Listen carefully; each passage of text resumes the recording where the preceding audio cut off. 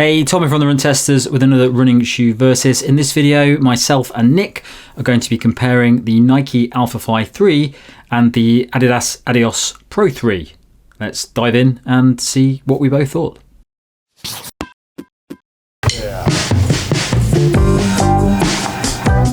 The Nike Alphafly 3 costs £284.99 or $285. It weighs 202 grams or 7.1 ounces for men in a size 8, and the drop is 8mm. The Adidas Adios Pro 3 costs £220 or $230. It weighs in at 218 grams or 7.7 ounces for men in a size 8, and the drop is 6.5mm. The third version of one of the world's most popular race shoes sees a number of updates. That includes a wider carbon plate to increase stability, a new midsole design that features fully connected ZoomX foam for a smoother ride, and a revamped AtomKnit upper for better lockdown as well as breathability.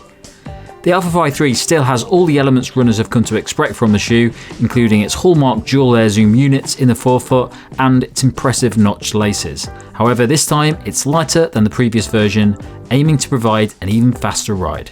The Adios Pro 3 is the latest version of Adidas's long-distance race shoe. It features Energyrods 2.0 that run the full length of the shoe, working alongside 2 layers of Lightsrike Pro midsole foam to deliver a stiff ride that has a high level of energy return. There's a redesigned upper that aims to be breathable while offering a good level of support and structure, along with ample padding around the heel and ankle collar. The outsole is covered with a generous layer of continental rubber for grip when running at speed, as well as protection for the midsole foam. It's a shoe that's best suited to longer distance races, from half marathon to marathon, helping runners to maintain a consistent pace with less softness and bounce than competitors' super shoes out there.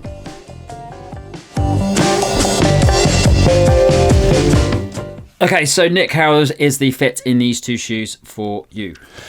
Alphafly 3, no complaints, really fits me very well in my normal running shoe size. So a UK 9 in Nike is a US 10. That's the size I've had across all of Nike shoes. I find the fit of this upper really good actually. It holds the foot nice and securely so you're not laterally moving when you go around corners, and I do like the way it holds the Achilles quite tightly at the back there. I've got quite a narrow foot, I have no problem slipping the shoe on. I know that's not always the case with the Alphafly for some people.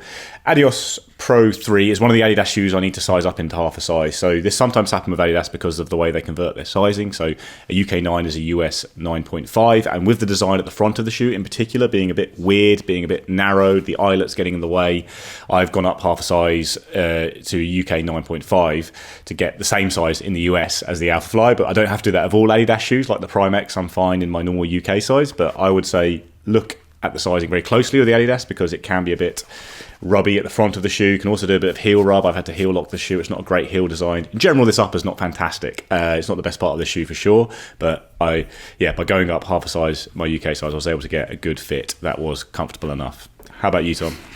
Yeah, so I agree with you on the Alphafly 3.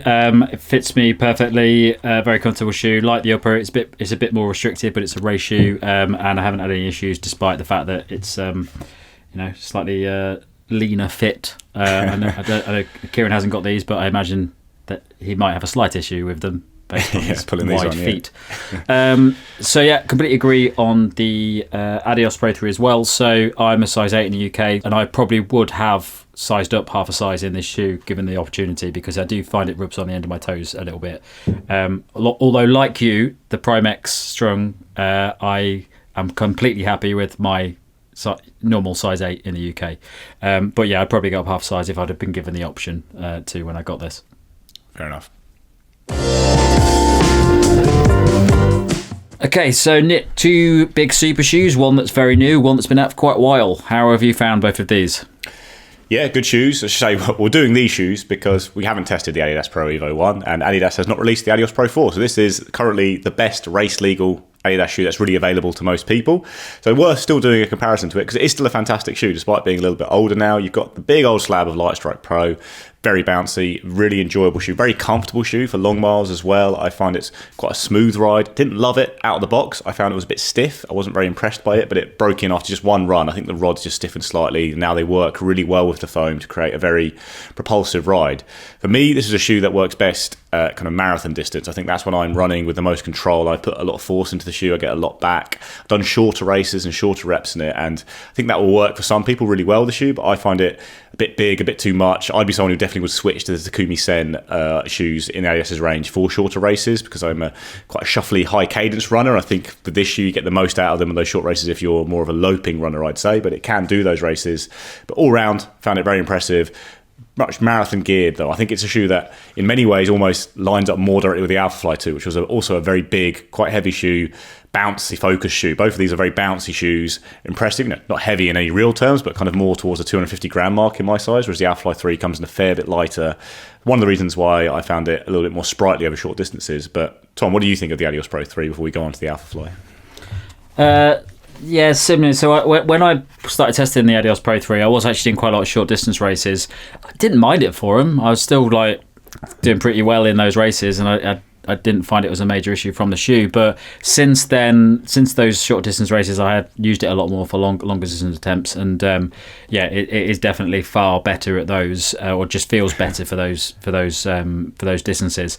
I think probably one of the reasons is that I like a big bouncy shoe. That's one of my main enjoyments in life, and I don't feel I get that, especially with the Adios Pro 3.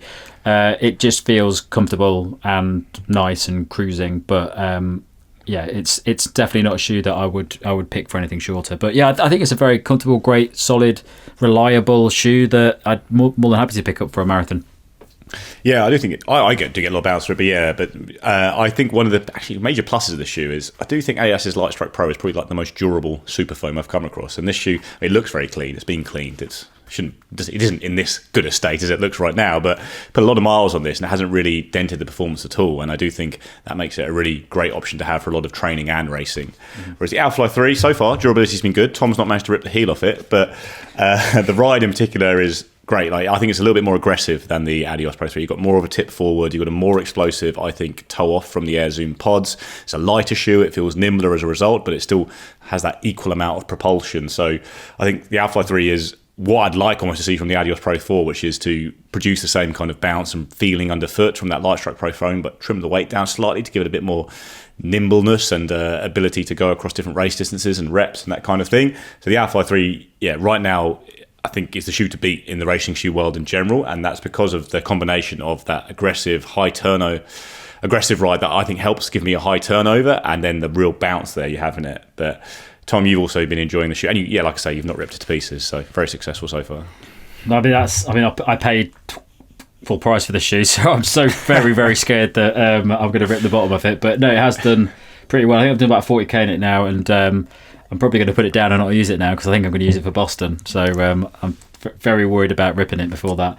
But yeah, I think the Alphafly 3, I've loved testing it so far. I'm a massive fan of the Alphafly 1. Alphafly 1's probably up there with the Saucony Dolphin Pro 3 for me as like my two favourite shoes for racing in, especially marathons.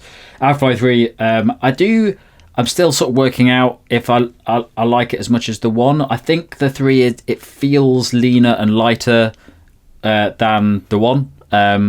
Probably is lighter than 1, isn't it? Yeah, it is. Yeah.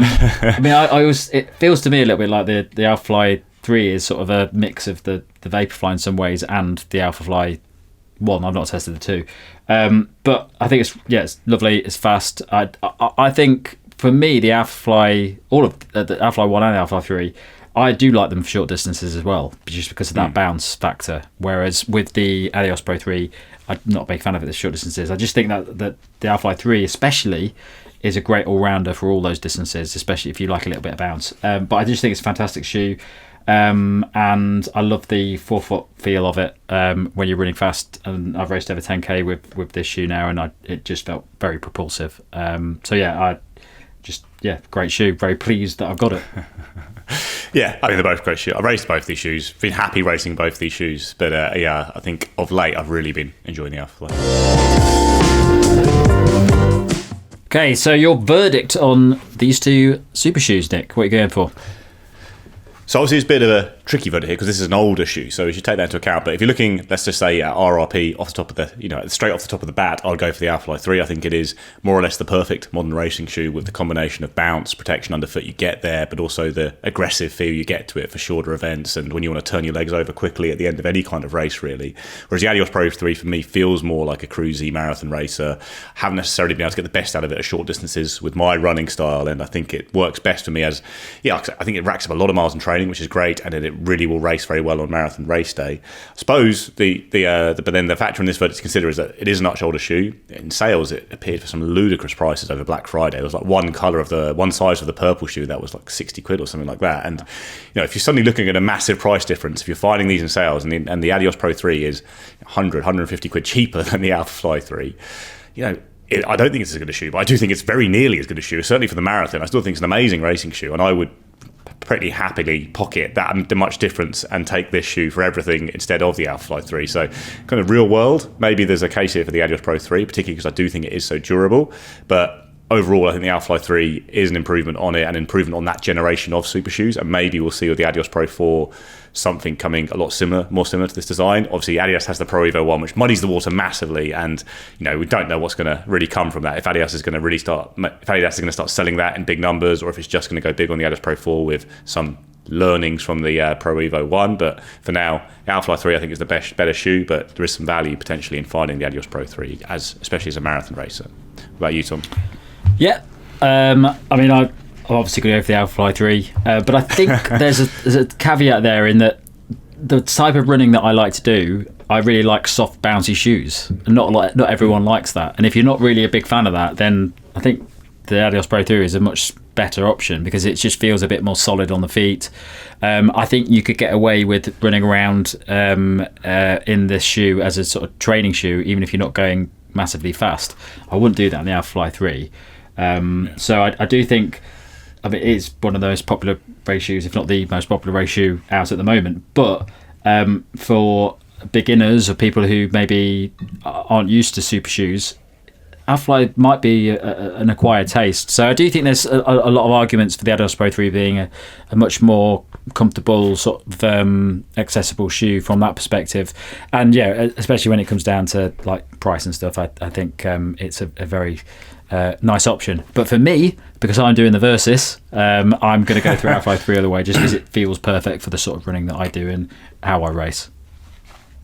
Nice one. And we should probably just reiterate again that please don't just write in the comments why haven't you compared it to the Pro Evo 1, because we don't have that shoe. Yeah, so we've done the comparison to the widely available Adidas shoe that is available right now. Yes. Yeah.